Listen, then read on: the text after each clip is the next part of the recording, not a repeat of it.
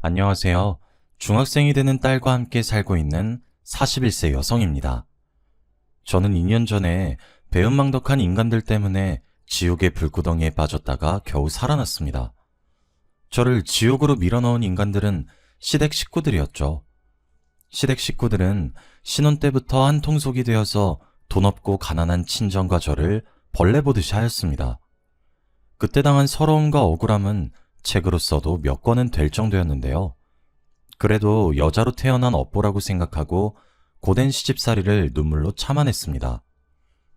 시댁 식구들을 가족들이라고 생각하고 시댁이 경제적으로 힘들어졌을 때 시댁을 다시 일으켜 세우려고 했죠. 그런데 그 인간들은 제 뒤통수를 치고 인생을 끝장내려고 했습니다. 소문이라도 내고 싶은 마음에 이 끔찍한 경험을 여러분들에게 들려드리고자 합니다. 저희 집안은 중산층으로 넉넉하진 않지만 크게 돈 걱정은 하지 않으면서 살았습니다. 어느 순간 아버지께서 해고를 당하면서 집안 형편이 기울기 시작했는데요. 불의를 보면 못 참는 성격 때문에 아버지께서 20년간 다녔던 그 회사에서 잘리신 겁니다. 아버지가 해고를 당한 이유는 회사 고위 임원의 비리를 감사원에 고발했기 때문입니다. 낙하산 인사로 온 총무이사가 회사의 공금을 횡령하기 시작한 것인데요. 그런데 이상한 건 직원들이 그 사실을 알고 있으면서 가만히 있었다는 것입니다. 참다 못한 아버지께서 총무부장을 찾아가서 총무이사의 비리에 대해 이야기했다고 하죠. 그랬더니 총무부장이 하는 말이 아주 가관이었습니다. 이 과장, 그런 건 말해서 뭐 하려고. 원래 그런 거 알고 있어도 말 안 하는 거야. 괜히 쓸데없이 설치지 말고 조용히 있어. 그러다 큰일 나면 어쩌려고 그러십니까? 나도 가만히 있는데 이 과장이 왜 나서는 거야? 찍히고 싶어서 작정했어? 부장 역시 다 알고 있었지만 총무이사가 무서워서 모른 척하고 있었던 거죠. 아버지는 몇 달간을 고민하다가 총무이사가 공금횡령을 하고 있다는 증거들을 모아서 감사원에 투서를 넣었습니다. 그 사실을 안 총무이사가 괘씸한 아버지를 잘라버렸는데요. 아버지도 모른 척 넘어가려고 했지만 2년 동안 계속해서 크고 작은 비리들이 터졌다고 합니다. 회사를 위해서 결단을 내렸는데 오히려 손가락질을 받게 된 거죠. 그리고 아버지가 모르고 있던 비밀이 하나 더 있었습니다. 공금횡령은 총무이사 혼자만의 비리가 아니었던 건데요. 아버지가 건드린 비리는 다른 임원과 거래처까지 줄줄이 엮여있던 대형 커넥션이었다고 해요. 심지어는 회장까지 연관되어 있었다고 합니다. 회장이 회사 공금을 빼돌리기 위해서 친척을 총무이사 자리에 앉힌 것이었어요. 그래서 누구 하나 건들지 못하고 있었는데 아버지가 건드렸으니 블랙리스트에 오를 수밖에 없었죠. 재취업에 번번이 실패하는 이유를 알아보니 총무이사를 비롯한 다른 임원들이 거래처를 통해서 아버지의 재취업을 원천 봉쇄하고 있었습니다. 6개월 넘게 새로운 직장을 알아보았지만 저희 아버지가 인력사무소를 전전하는 신세가 되어버렸어요. 그러면서 아버지의 성격이 이상하게 변하기 시작했습니다. 갑자기 밥을 먹다가 숟가락을 던지며 엄마에게 소리를 지르기 시작하셨습니다. 당신 왜 그런 눈빛으로 쳐다봐? 내가 우스워? 지금 내가 웃음냐고? 아니, 내가 언제 당신을 무시했다고 그래요. 방금 한숨 쉬면서 혀 차는 거 다 봤어. 돈 못 벌어온다고 지금 무시하는 거잖아. 아니에요. 당신이 오해한 거예요. 듣기 싫어. 아휴, 이놈의 집구석. 이젠 마누라랑 자식 새끼까지 날 무시하네. 다정하고 부드러웠던 아버지는 무능한 가장이란 자책감에 엄마에게 자주 화를 내셨습니다. 어쩔 때는 폭력까지 휘두르셨어요. 그러다가 3년 뒤에 병을 얻어서 세상을 떠나셨는데요. 3번에 걸친 수술과 2년간의 병원 생활로 5천만의 빚을 안겨주었습니다. 이런 상황에서 제가 할 수 있는 방법은 하나밖에 없었습니다. 고등학교를 졸업하고 직장을 구해서 빚을 갚아나가야만 했죠. 그때 회사에 들어가서 남편을 만나게 된 것입니다. 제 남편은 제가 일하던 회사의 사장 아들이었습니다. 격리 일을 하면서 남편을 지켜봤는데 사장인 아버지 밑에서 일을 배우고 있더라고요. 그러다 번번이 눈이 마주쳐서 난감한 상황이 펼쳐졌습니다. 남편이 저를 마음에 들어하는 눈치더라고요. 정혜 씨, 오늘 시간 되면 같이 저녁이나 먹을까요? 저는 사장 아들이라 신기해서 쳐다본 것인데 제 눈빛이 호감의 눈빛이라고 생각한 모양이에요. 저한테 데이트 신청을 하길래 어색한 미소만 지었어요. 가만 보니까 한 번 차였다고 기죽지를 않더라고요. 퇴근 시간만 되면 같이 밥 먹거나 술을 마시자고 졸라댔어요. 저는 남편이 사장 아들이라는 사실을 알고 있어서 더 이상 거절하기가 힘이 들었죠.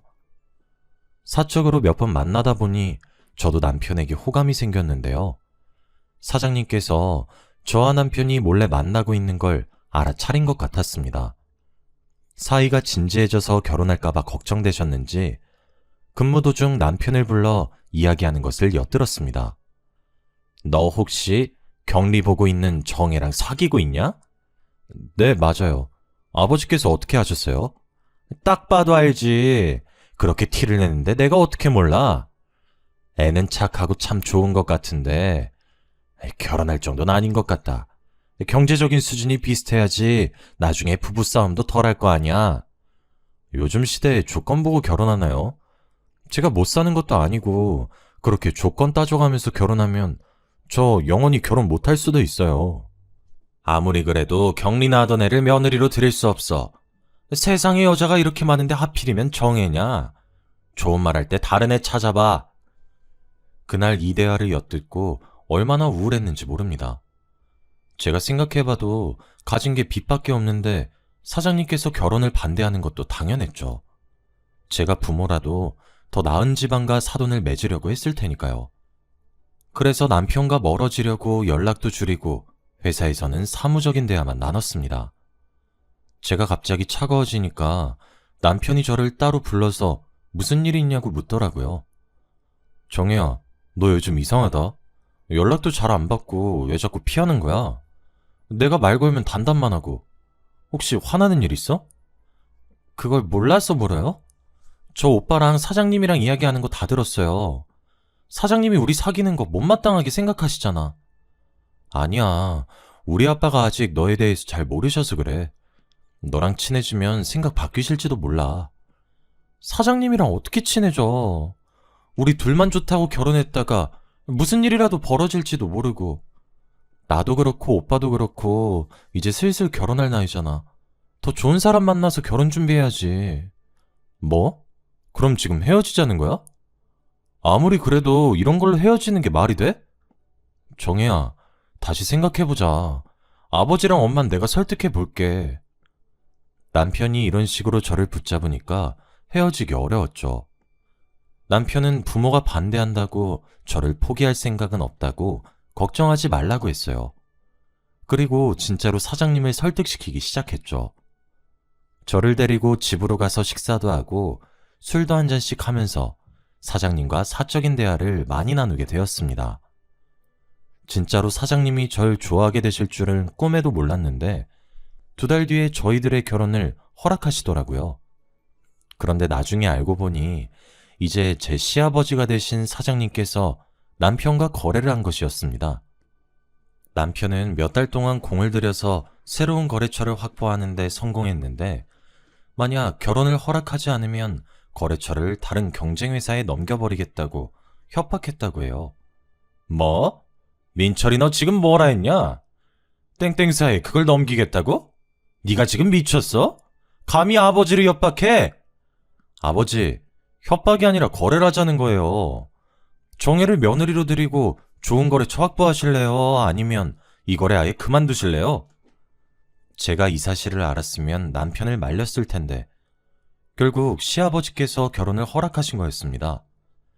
남편 말로는 시아버지께서 끝까지 결혼을 반대하시니까 마지막 수단을 쓴 거라고 합니다. 전 이것도 모르고 좋다고 결혼식을 올렸네요. 덕분에 저는 시부모님께 밉보여서 원치도 않는 시댁살이를 하게 되었습니다. 제가 시댁까지 찾아가서 따로 살고 싶다고 말씀드리니까 시어머니는 저한테 이렇게 말씀하시더군요. 집 살 돈은 있고? 혼수도 안 내왔으면서 분갈하겠단 거니? 아니요, 어머님. 같이 사시면 어머님이 불편해 하실까봐. 불편하긴 뭐가 불편해?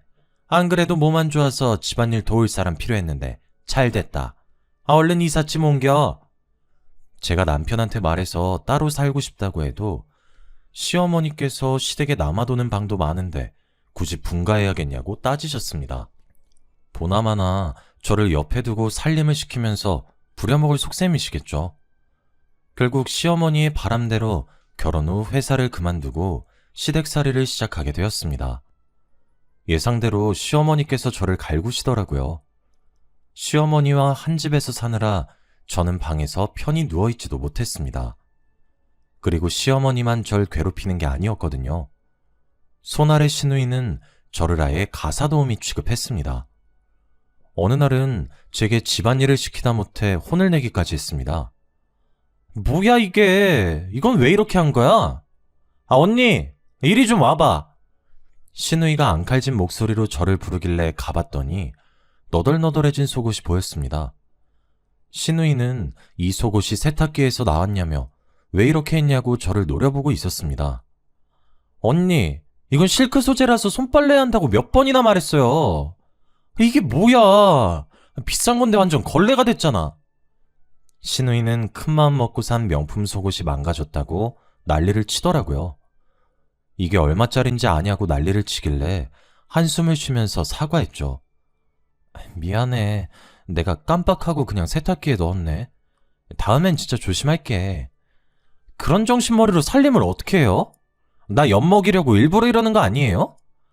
아니, 엿먹이려고 일부러 그랬다니 말이 너무 심한 거 아니야? 내가 일부러 그럴 리가 없잖아. 아이씨, 짜증나게. 돈 없고 무식하면 시키는 거라도 잘하든가. 정말 멍청한 건 답도 없다니까. 저도 화가 나서 목소리를 높이니까 시누이가 짜증을 내면서 제 어깨를 치고 가버렸습니다. 그 모습을 보고 있던 시어머니께서 말리기는커녕 비아냥되기 바빴습니다. 효정아, 그만해라. 시장에서 파는 속옷만 입던 애가 명품 속옷이 뭔진 알겠니? 그러니까 쥐가 실수해놓고 괜히 짜증내고 있어. 시어머니가 은근히 저를 비꼬면서 시누이 편을 들고 거기에 신난 시누이가 저를 대놓고 비웃었죠. 그런 일이 한두 번이 아니었습니다. 거의 매일 일어나서 미칠 지경이었어요. 두 모녀는 제가 뭘 해도 마음에 들어하는 법이 없었고 늘 잔소리하고 구박만 늘어놓았습니다. 남편에게 말해봐도 시어머니와 시누이는 남편이 하는 말을 귓등으로도 듣지 않았습니다. 모두 제 집안이 가난한 탓이라 생각하고 참을 수밖에 없었는데요. 그래도 저를 이해해주는 남편만 믿고 살았는데 1년 뒤 남편이 베트남으로 가게 되었습니다. 시아버지께서 베트남에 수출을 하려고 몇 년 동안 공을 들인 사업체와 드디어 연결이 됐습니다. 거래처를 관리하려면 남편이 베트남에 가야만 했죠.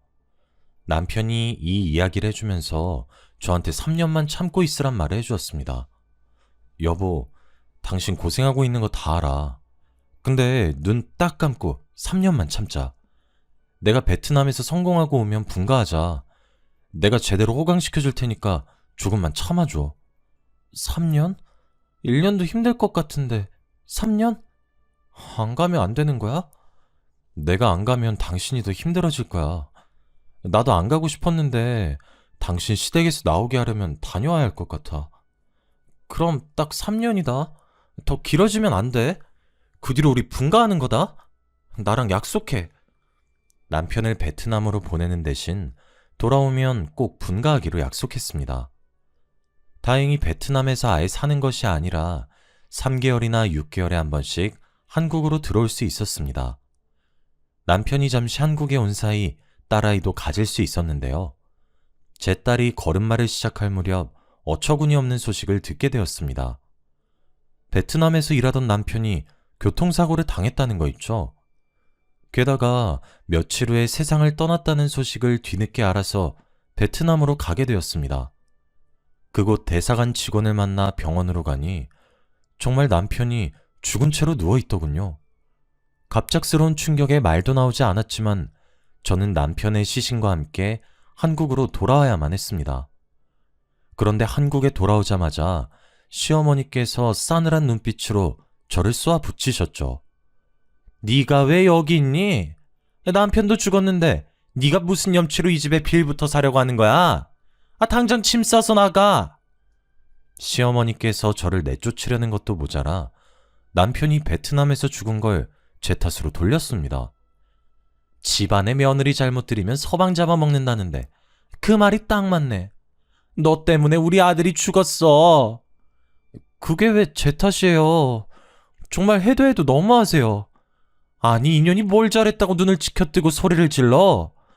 억울해서 그래요. 그동안 무시당한 것도 억울한데 남편 죽은 지 며칠이나 지났다고 저를 쫓아내려고 들어요? 양심 없는 년? 너까지 꽤 억울하다고? 듣기 싫으니까 당장 이 집에서 나가. 네, 나갈게요. 있으라고 사정해도 나갈 거라고요. 남편 장례만 치르고 바로 나갈 거니까 제발 저 좀 내버려 두세요. 남편 잡아먹은 년이 무슨 염치로 장례를 치른대? 절대 안 된다.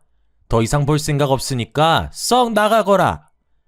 시어머니께서 끝까지 고함을 지르길래 눈물을 머금고 나왔습니다. 딸을 데리고 친정으로 가니까 어머니께서 제 이야기를 듣고 같이 눈물을 흘려주셨죠. 아이고, 세상에 그런 몰상식한 집안이 다 있나. 우리 딸이 남편을 잃었는데 감히 쫓아내? 내가 결혼을 잘못 시켰다. 남편 될 놈만 보는 게 아니라 시댁도 같이 보는 거였는데. 엄마, 나 너무 억울하고 푸네. 그동안 당한 수모 생각하면 밤에 잠도 안 와. 제가 울면서 그동안 엄마한테 이야기하지 못한 시댁살이를 다 털어놓았습니다. 엄마는 왜 이제 와서 이야기하냐고 저를 혼내셨습니다.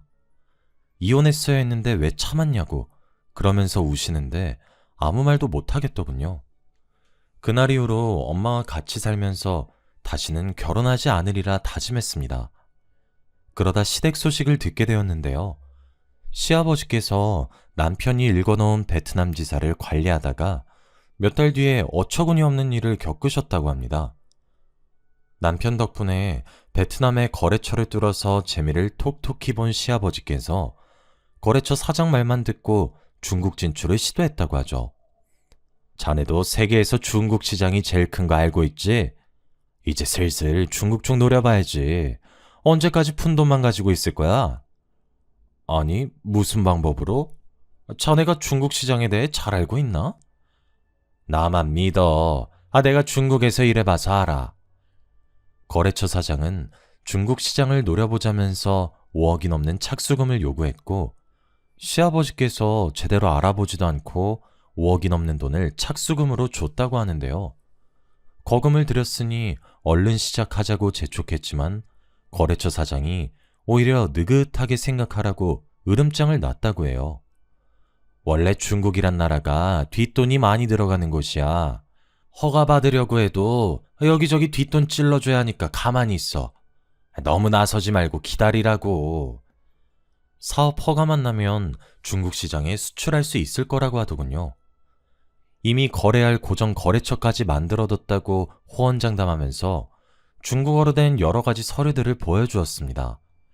그리고 10억을 추가로 더 요구했습니다. 시아버지께서 그 서류들을 보고 고민하다가 베트남 지사를 처분해서 돈을 마련했다고 합니다. 사기라고 생각하지 못하고 중국에 올인한 셈이었죠. 당연히 시어머니께서 이 사실을 아시고 말리셨다고 하는데요. 여보, 너무 무리하는 거 아니에요? 만약 실패하면 뒷감당 어떻게 하려고 그래요? 걱정하지 마. 조 사장이 누굴 속이고 뒤통수 칠 사람은 아니니까. 이제 통관허가만 나오면 끝난대. 조금만 기다리고 있어. 그 사람이 뭔데 그렇게 믿으시는 거예요? 아무리 생각해도 사기꾼 같은데. 사기꾼은 무슨 사기꾼이야? 아무것도 모르면 가만히 있어.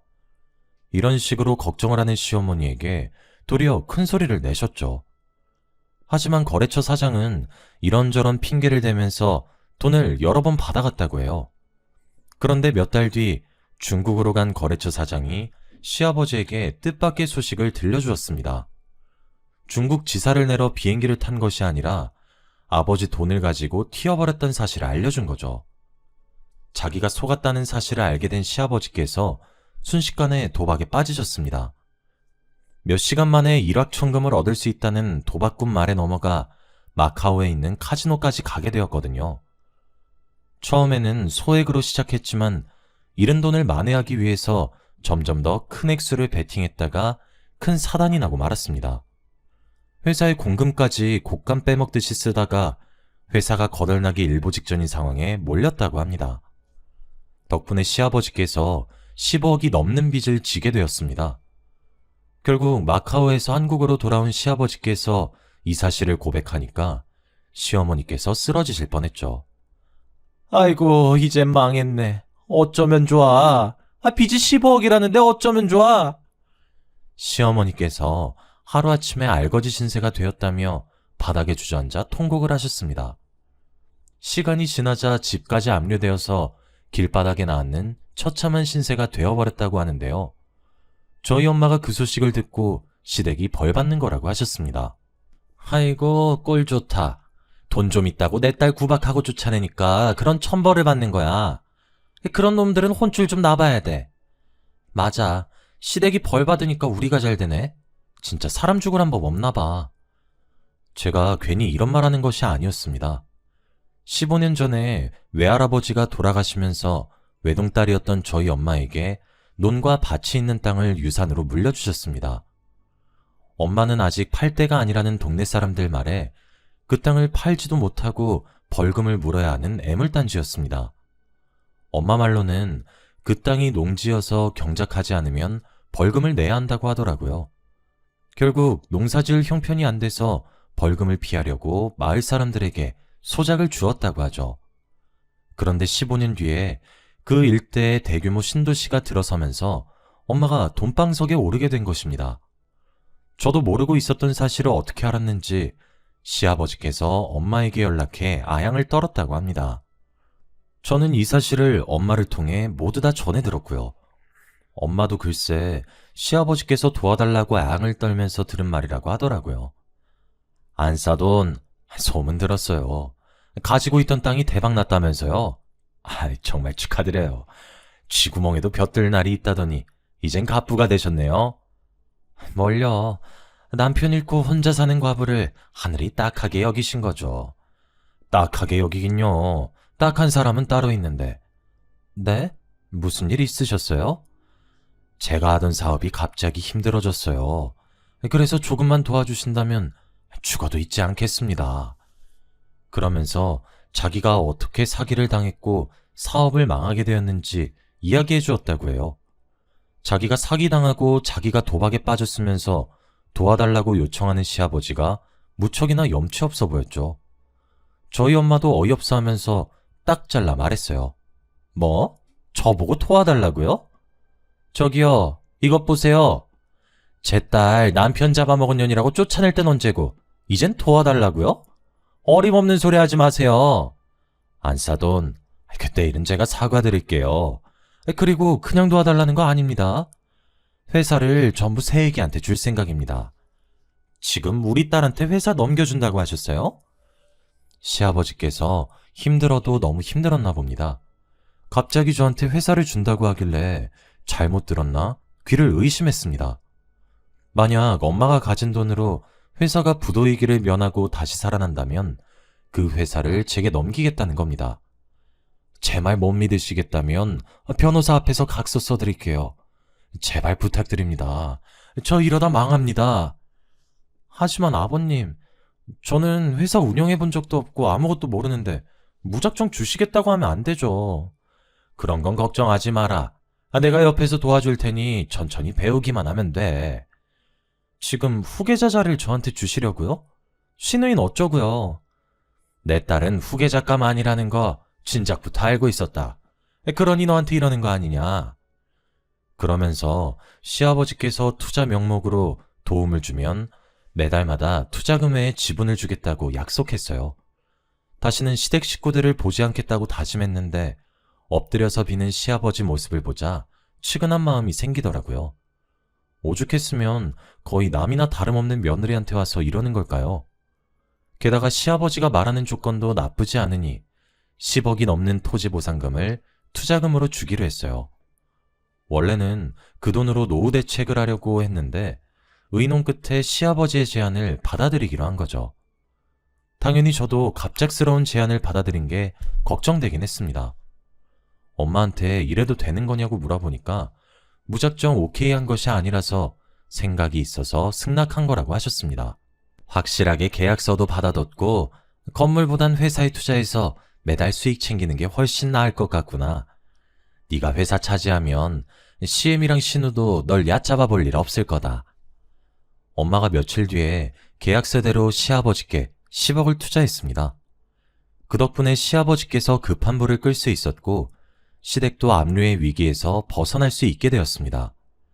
시어머니도 이 사실을 알고 제 눈치를 보며 고맙다는 인사를 다 건네더라고요. 아가, 고맙다. 그동안 내가 너한테 모질게 굴었던 거 용서해다오. 내가 그동안 생각이 짧았던 것 같다. 정말 미안하구나. 시어머니께서 제 손을 잡고 머리까지 숙이시길래 불편한 마음이 들었습니다. 게다가 시누이까지 제게 사과를 하며 시댁으로 다시 들어와서 살라고 하더군요. 저는 이 사람들을 용서할 생각이 없었는데 저 자세로 나오니 마음이 흔들렸습니다. 게다가 시아버지께서 저를 대표이사로 앉히겠다는 약속을 지키셨죠. 저를 소개하는 자리를 갖기 위해 시아버지께서 고위 임원들 회의를 여신 것이었습니다. 그러면서 저를 대표이사라고 이야기해 주길래 정말 감회가 새로웠습니다. 여러분, 우리 회사를 위기에서 구해낸 신임 대표이사님입니다. 모두 박수로 환영해 주세요. 임원들이 전부 자리에서 일어나서 축하해 주어서 엄청나게 떨렸지만 아무렇지 않은 척했습니다. 격리일만 하던 제가 대표이사직에 오르다니 지금 생각해도 믿을 수가 없는데요. 제가 민폐만 끼치는 것은 아닐까 싶었는데 시아버지께서 이것저것 많이 알려주셨습니다. 회사 일을 아예 안 해본 것이 아니라서 헤매지 않고 금방 배울 수 있었죠. 시아버지께서도 몇 년 동안 저를 가르쳐 주시면서 해준 말이 아직도 잊혀지지가 않아요. 아가, 내가 옆에 있으니까 아무 걱정할 것 없다. 아직은 실무 경험이 없으니까 차근차근 하나씩 배워가면 된다. 처음에는 하루 종일 자리만 지키고 앉아있다가 시아버지나 임원들이 가지고 오는 결제 서류에 형식적으로 사인만 해주었습니다. 하지만 2년, 3년, 4년이 지나가니 저도 알아가는 게 많아지고 있습니다. 시아버지의 도움을 안 받는다고는 할 수 없지만 대표이사직을 무사히 해내고 있습니다. 엄마도 투자에 대한 지분으로 매달 수익이 통장에 입금되고 있다고 하니까요. 걱정할 거리가 점차 사라져가고 있다고 말씀하시더라고요. 아이고, 내 팔자의 걱정은 무슨 사치다, 사치. 요즘 세상에 가만히 앉아있어도 매달 돈이 저절로 들어오다니 이런 게 바로 신선노름 아니겠니? 이러다 돈 가지고 도망가는 게 아닐까. 시아버지를 믿지 못하던 엄마도 이젠 마음 놓고 시아버지가 하는 말은 전부 믿게 되었습니다. 저도 아버님을 믿게 되면서 사이도 돈독해져 갔죠. 아버님께서 퇴근하더라도 회사 생활을 하면서 애로사항은 없는지 늘 확인하고 가셨습니다. 오늘은 어땠냐? 사장 자리에 앉아보니 힘들지 않아? 아니에요. 아버님이 도와주시니까 편하게 배우고 있어요. 아버님이 언제까지 도와주실 수 없으니 저도 하루빨리 제 몫을 해나가야죠. 부담 갖지 말게. 안 사돈 아니었으면 난 벌써 알거지에 노숙자 신세가 되었을 거야. 이렇게 이야기하다 보니 시아버지의 말과 태도가 확실히 달라진 게 보였죠.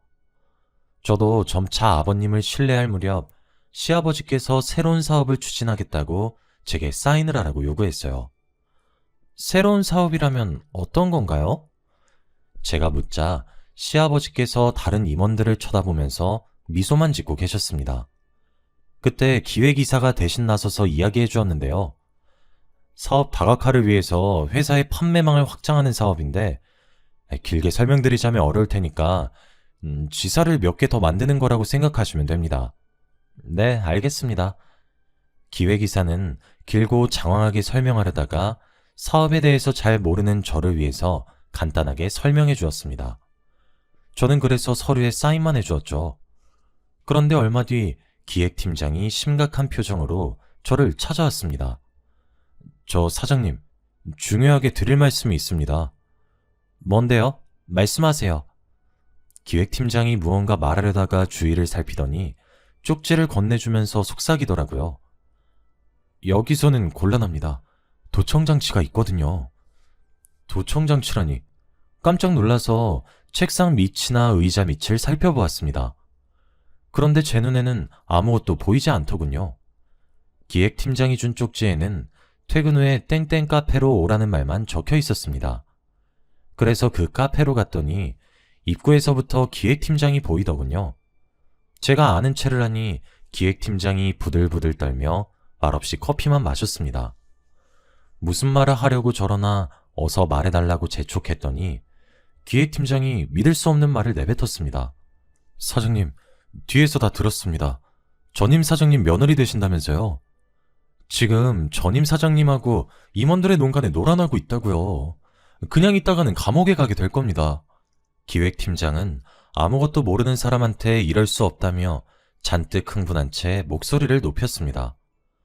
제가 놀라서 어리둥절해 있자 기획팀장님이 차분하게 모든 상황을 설명해 주었는데요. 시아버지께서 저를 바지 사장으로 앉혀놓고 이용하고 있다는 충격적인 말을 꺼내더군요. 아버님께서 임원들과 한통속이 되어서 회사 공금을 야금야금 빼돌리고 있었는데 이제 곧 회사에 있는 자금을 전부 빼돌릴 거라고 합니다. 그리고 고의로 부도를 낼 거라고 하더군요. 제가 믿을 수 없다고 하니까 기획팀장이 더한 말을 해주었습니다. 아직 놀라기엔 일러요. 그 인간은 저번에도 회사를 말아먹은 전적이 있으니까요. 도박에 빠진 놈을 믿는 것 자체가 미친 짓입니다. 시아버지께서 도박 맛을 잊지 못해 아직까지 카지노를 오가고 있다고 해요. 예전에도 해외 출장을 다니면서 카지노에 가려고 회사 공금에 돈을 댔다가 수습하기 힘든 지경에 이르자 동업자에게 뒤집어 씌웠다고 합니다. 이번에는 제가 그 타겟이 된 거고요. 저희 엄마가 돈방석에 앉았다는 소문을 듣고 저희 모녀를 이용하려고 끌어들인 겁니다. 그러면서 얼마 전에 사인한 서류를 언급하더군요. 사장님께서 사인한 서류는 회사를 고의로 부도내는데 이용할 겁니다. 투자자들이 사장님을 고발하게끔 할 게 뻔해요. 시아버지와 임원들이 돈을 챙겨서 도망을 가면 바지 사장인 저는 꼼짝없이 법적인 책임을 지게 되는 거죠. 왜 굳이 아무것도 모르는 저를 대표이사직에 앉히나 싶었습니다. 아직도 아버님을 믿은 게 후회가 되네요. 세상에 누가 투자금 줬다고 회사 대표이사 자리를 내어줄까요? 시아버지를 믿은 제가 너무 바보같이 느껴졌습니다. 그래서 제가 이 사실을 알려준 기획팀장에게 소리를 지르고 말았습니다. 말도 안 돼요. 제가 그 말을 믿으라고요? 입 닫고 모른 척할 수 있는 일이었는데 왜 말해준 거죠? 제 친한 친구도 당했습니다. 민철이 녀석도 몇십 년 동안 이 회사 다니며 모든 걸 내걸었는데 아무렇지 않게 사기를 치더라고요. 그냥 모른 척 할 수도 있지만 자꾸 민철이 녀석이 생각나서 그냥 두고 볼 수만은 없었어요. 큰일이 나기 전에 빨리 손 쓰셔야 합니다. 믿기지 않으면 직접 보라며 기획팀장이 자기가 모은 증거 자료들을 제게 주고 자리에서 떠나버렸습니다. 그래서 저는 바로 경찰서를 찾아갔죠. 형사들과 함께 시아버지를 찾아갔더니 아무것도 모르고 임원들과 회의를 하고 있더군요. 형사가 아버님 손목에 수갑을 채워버리자 아버님께서 소리를 지르셨습니다. 당신 뭐야? 왜 나한테 수갑을 채우는데? 뭐? 네가 신고를 했다고? 아가, 이게 무슨 짓이냐? 네가 뭘 단단히 오해하고 있는 모양인데 난 아무것도 안 했다. 일단 수갑 풀고 이야기 좀 나누자. 끝까지 오리발 내밀 셈이세요? 당신이 회사 돈 챙기고 도망가려고 했잖아. 형사님, 전 이분이랑 이야기할 생각 없으니까 빨리 경찰서로 데려가 주세요. 형사가 아버님을 데려가자 어이없는 일들이 드러나기 시작했습니다. 시어머니도 시아버지의 계획을 알고 있었지만 일부러 숨기고 있었던 거였어요. 그 사실을 알고 엄마가 시댁을 찾아가 난리를 피우셨습니다. 다짜고짜 물건을 집어던지다 못해 시어머니의 뺨을 갈겨버렸죠. 네가 미쳐도 제대로 미쳤구나. 돈에 미쳐서 며느리를 감옥에 보내려고 해? 네 년도 감옥에 들어가야 해. 두고 봐. 내가 꼭 감옥에 넣어줄 테니까. 시어머니랑 시누이는 엄마가 진짜로 고소를 할 줄은 몰랐나 봐요. 코웃음을 치며 저희를 내쫓더니 엄마가 변호사를 선임해서 회사에 넣었던 투자금을 모두 돌려받는 소송을 하자 태도가 바뀌었죠. 엄마가 시댁의 재산을 압류하는 과정에서 집까지 압류하게 만들었거든요. 시어머니와 시누이가 그제야 집으로 찾아와 울면서 빌었습니다. 세아가, 내가 잘못했다. 너희 엄마가 그러던데 네가 용서해주면 소송 철회한다고 하더라. 우리 진짜 집 압류당하면 길바닥에 나 앉아야 돼. 우리 애정을 생각해서라도 집만은 돌려다오. 제발 부탁한다. 언니, 나하고 결혼한단 말이야. 그런데 집이 압류된다니. 언니, 나 좀 살려줘. 시키는 건 뭐든지 다 할게. 잘못은 아버지가 했지 내가 한 게 아니잖아. 뭐? 네가 정말 잘못한 게 없는 것 같아? 비싼 속옷 망가졌다고 나한테 하던 짓은 기억 안 나는 모양이구나. 난 너한테 할 말 없어. 뭐든지 다 한다고 했으니까 여기서 당장 나가든지 해. 얘야, 내가 잘못했다. 이렇게 빌게. 언니, 내가 못된 년이라 그랬어. 반성할게. 반성할 테니까 제발. 저는 시어머니와 시누이가 뭐라 하든 간에 예전에 저를 쫓아냈듯이 집에서 내보냈습니다. 사람에게는 넘지 말아야 할 선이 있습니다. 그 선을 넘는 순간 언젠가는 혹독한 대가를 치러야겠죠. 아직까지 법정소송 다툼이 이어지고 있지만 저는 절대 포기할 생각이 없습니다. 끝까지 가서 저를 속이고 농락한 시댁에게 복수해 주려고 합니다. 이 사연을 보내는 것도 복수하는 방법 중 하나라고 생각하는데요. 제발 부디 시댁 사람들이 제 복수를 달게 받고 진심으로 뉘우치길 바랍니다.